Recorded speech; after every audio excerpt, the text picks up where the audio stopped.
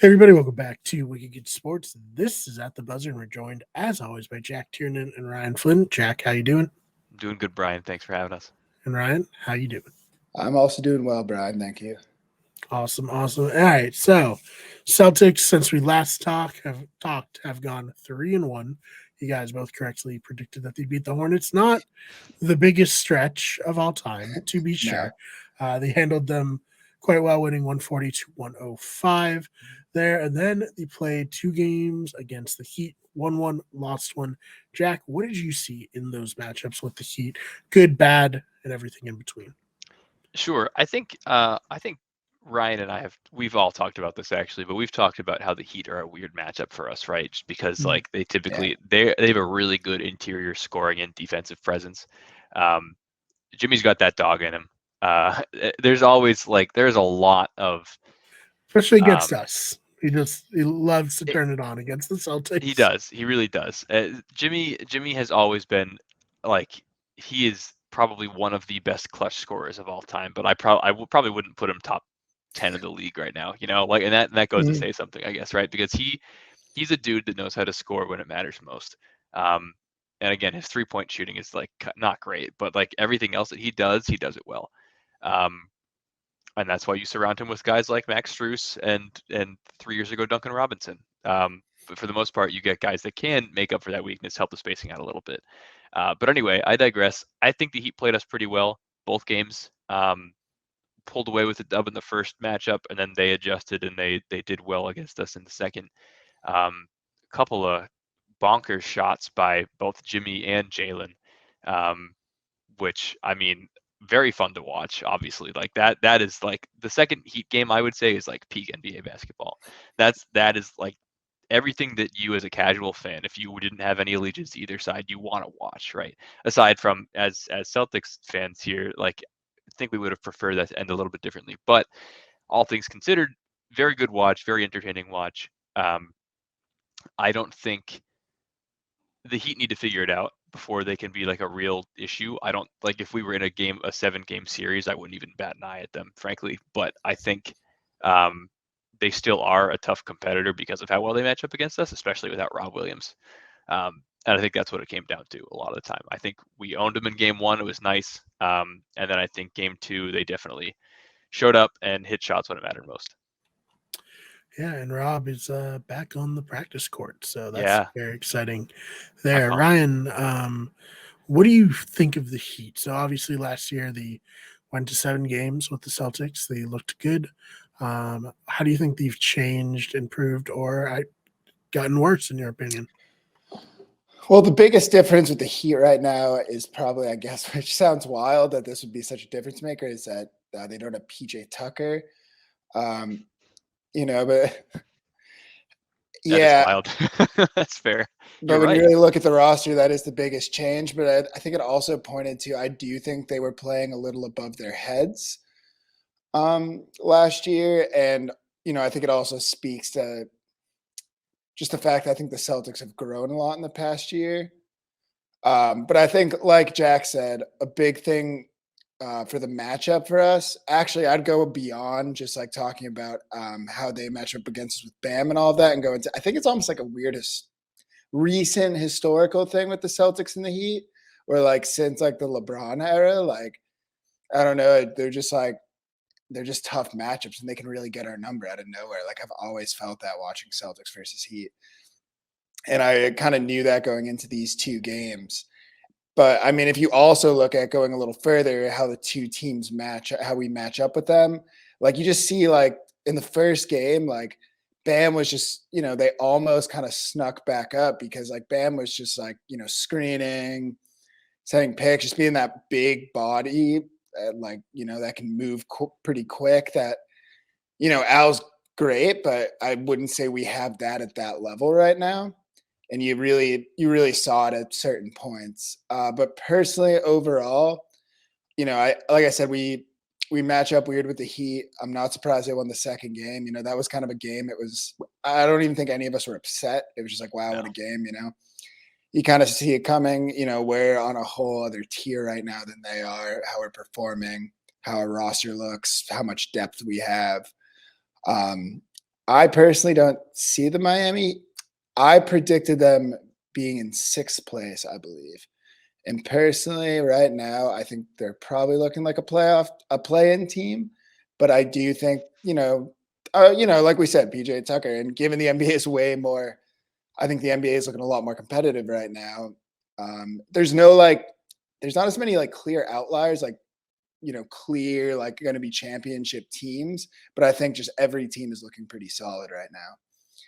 So they can make a trade or two and maybe sneak into the butt end of the playoff teams. But yeah, I really do just think they're a play-in team. And like I said, there's not a ton. I try to not to draw a ton when these two match up in the regular season like this and they get a win. Yeah. So I guess from one team that perhaps could have championship aspirations or perhaps not, to another team that at least like when you look at the roster with the two big names, Kyrie and KD, controversy aside, we're not going to get into that in this episode, of course. You'd think they'd be competing, but the Celtics beat them again. This has become quite common the last couple of years of us beating the Nets. But yeah, what did you see in that Nets and Celtics game, Ryan? We'll keep right going with you and then go to Jack. With the Nets game, so unfortunately, as much as I think I reminded Jack that the game was on, I didn't get to watch. I got something came up. I got pretty busy. I had it on in the background, but I mean, I wasn't really phased by this matchup at all. I mean, yes, the Brooklyn Nets had won 4 in a row prior, but I mean, we really struggle in lack of two clear weaknesses we have right now, because there's not many, are like rebounding and lack of like a really solid like front court, I guess you could argue, with Rob out. And they also lack both of those things heavily, and especially with Ben Simmons out. So I really wasn't worried about that. What? Ben Simmons didn't play? He's so weird. Whoa. He has, hey, to his credit, he has been looking. He has been looking better, more like the Ben Simmons, Mm-hmm. Yeah, that we knew back, the rookie of the year, Ben Simmons. This Ben Simmons at LSU, who was, top pick. But yeah, I was just trying to find the words for it, because I feel like now it gets to the point where you hear the commentators and they're like, Ben Simmons, years ago, he would have stopped that. And he's a good playmaker too. Like he was really 25. Yeah. Like they like, it's like a sad guy. Like, come on, he used to be something. Like, yeah, like no one's even like criticizing him anymore. They're just like, they just want to see him play, but you are starting to see that. So yeah, like I said, I wasn't really worried about this matchup. We're about to step away from the, Ben Simmons, a great guy, of course, great guy. A little diminished on the court, but great guy. Hey, he's figuring it out. I think he's working through it. He's trying to get it back. We all know what he's capable of. But yeah, all right, Jack, what did you think of the Celtics and Nets matchup? Yeah, I think Ryan pretty much nailed it. Their interior defense and rebounding just really isn't there right now. Like they're kind of an offensive first team, but I mean, in complete transparency, we do it better. I think that showed in the final score. I think that showed when you see Kyrie Irving had the second most rebounds on the team that night. I think Kyrie is not known for his rebounding skills, right? So if that doesn't tell you how the Nets were playing that day, I don't know what does. I think, to be honest with you, their biggest guy for that is Nick Claxton, and while he's fine, he probably is, like, for lack of a better term, just Rob Williams light. Like he doesn't have that interior presence like Rob does, but he's a decent shot blocker, and he kind of is a lob threat. He's got that long wingspan. He's kind of long and lanky. But you can bully him in the paint, right? For the most part, like you can get in there and do what you need to do. All things considered, I think it was a nice showcase night for the Jays, Jayson and Jaylen, because they both, what was it combined? It was like 34 and 29, I think. So that's like, the fact that you can almost guarantee that out of them every night is just a luxury that I think we probably are taking for granted right now.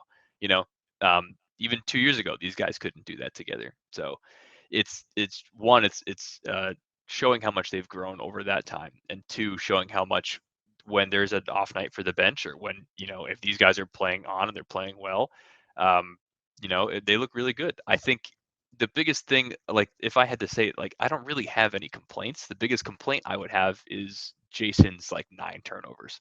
That's not great. And he knows it. He said it. He had accountability for it in his press conference. But he's number one of the MVP race right now. I know we're like a quarter of the way through the season, so what does that mean? But all the polls you see out there, it's Jayson Tatum, Luka Doncic in that order. So I'm happy with that. I'm satisfied with that. They're both. I mean, he's averaging 30 points per game, and Jaylen is averaging his highest ever too. I don't want that to go unnoticed. I think it's 27-7 and like 3.5 or something like that. So that's great. That's great for Jayson, who basically has always had to play second fiddle to Jaylen. Or I'm sorry, that's the opposite. Yeah. Jayson is averaging 38 and 4 or something like that, while Jaylen is averaging 27, 7 and 3.5 or something like that. Which again, playing second fiddle, that's fine. The fact that that's second fiddle to an MVP candidate, I think I saw ESPN's most recent poll. Jaylen is ranked 10th currently in MVP voting. And I'm like, dude, like that, the fact that you have 2 guys in the top 10 of the MVP race right now is just absurd. Like, they showed that to us against the Nets. They scored more than half of our points combined. The next highest score was Malcolm Brogdon with 13. So I'm content. The Celtics out offensed the Nets, who are supposed to be an offensive quote unquote juggernaut. We know they're not, obviously, kind of identityless right now, but still nice to see, fun to watch. Exciting game for sure. Are the best duo in the NBA, would you say?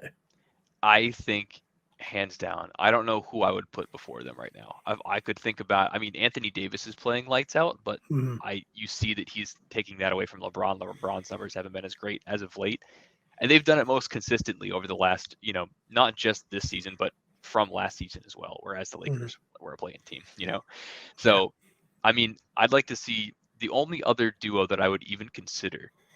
I'll say 2 duos. I think this is like 1, right? And then like there's a big jump between 1 and 2. Would be, let's see what Jamal Murray looks like when he gets right with him and Jokic. And then I would say I don't think KD and Kyrie, because I don't think they have like the two-way ability. Like I think they are just like them first, basically, right? I think then the only other thing that I would think about would be healthy Embiid and potentially Harden, but I don't even know if Harden's the second option on that team.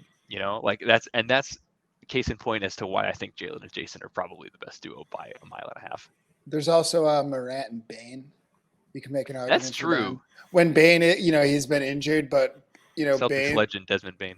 I think also if you look statistically, I think Bane is only a little worse than Jaylen in most stats. Like they're very similar, but like obviously we know, I've always been big on Jaylen shooting when he's on, and just like the fluidity in the shot. But I mean, Desmond Bane, obviously we know like the kind of knockdown 3-point shooter he is, and he's added a lot to his game. So I think you could eventually make a case for them. And again, you get a little lost on Ja defensively, but like when you compare it, but he's made so many improvements in his game as well. That's a great point. That is a great point. Yeah, not saying, I'm just saying one to look out for. They definitely. Yeah. All right. Well, with that, anything that we didn't cover that you guys wanted to bring up in this episode? I don't know if I have anything. I'm just looking forward to Rob Williams being back. Honestly, that's gonna be Definitely. a good time. Yeah. And there's a pretty good game tonight. Yeah. Raptors. I think they're a good matchup for us just because of, right, like we talk about deep, like they have just, like us, a lot of long, athletic, wing type players, and a lot of players who are really fun to watch. I really like the Raptors. Me too. Yeah, they're almost like probably my second favorite team in the East right now. Ooh. Like if they're not playing against the Celtics, but so I for picks though, I'll go with Celtics. I think they have Celtics +1. I'll Celtics -4 or 5. And that I'll say that's me being conservative. I just think the way the Celtics have been playing right now, and the Raptors are still getting back to where they were before Siakam just got healthy last week. They won against the Magic, but I just still don't see them being able to beat the Celtics, especially because the Celtics actually play really well in like back-to-back games or these kind of like, these kind of like circumstances. You don't think so because of like how durable Tatum is. Like, I think he's played like 1,000. Has he played like over 1,000 more minutes than any other player in the NBA in like 2 years? Yeah. I think crazy. I'd have to look up the stat, but it's insane. Hmm. So yeah, I believe they can get this one. And I actually initially thought maybe the Raptors would sneak it, but I'll go Celtics -4.5. All right, Jack, you picking the Celtics as well? I am, but I've learned from our last prediction where Ryan said Raptors by like 10 or something. So I'm gonna also take just a little bit, not Raptors, sorry, you said Hornets by 10 or something like that, and they won by 35. So I was way off. I think it's a -30. Yeah, I was even more conservative. I said like by 10 or something. So I'm gonna take it the next step. I'm gonna say Celtics by 9. Okay. And I'm I with think that's you, a Ryan. good one. Yeah. I really like OG Anunoby. I like Siakam. I like Defensive Scotty Player of the Barnes. Year, OG Anunoby. Apparently, everyone. That's what everyone said. I mean, it's all over. He is good. Like, and he's a good 3-and-D wing. You can stick him in the corner. He hits his shots, as we know. Like, he's a good player for sure. I think he's an exciting guy to watch. He's fun. That said, Celtics by 9. I still I know we're gassing him up, but no, I think give me the C's. All right, and anything you want to plug, Jack? Best place to follow me is on Twitter, and that's @Jack_Tiernan. Follow me there for all of my NBA takes as they happen, as well as NFL and MLB takes. You can also follow my disc golf Instagram, and that's @JackDiscGolfs. Follow me there. I'm playing in the South Florida Open, not this coming weekend, but the weekend following. So yeah, follow me there. Awesome, Ryan. Same thing. You can just check out the Wicked Good Sports blog. I haven't posted anything there in a bit. Hopefully, we'll be getting back to it soon. Awesome. As for this, you can follow me on Twitter @TheFakeDMar. BMARR channel is on Twitter @WickedGoodSport and at WG Everything. Instagram, Wicked Good Everything. Twitch @twitch.tv/WickedGoodEverything. And on TikTok, search Wicked Sports. Search Wicked Everything. Also, check out our first spin-off podcast, Swinging at Shins, where Rhett and Aaron are soccer hosts on the channel. Well, we talk about soccer, mostly Premier League, but right now they're talking about the World Cup because that is what is happening. US is out, so I don't know how much I'll be watching it anymore, but much like most Americans, it was fun while it lasted. But they will be watching it and they'll be providing great commentary on it. So please check out Swinging at Shins. Guys, thank you so much for your time today. Thanks, Brian. Appreciate it. Thank you, Brian. Pleasure as usual. Hell yeah. And I'll see you all in the next one.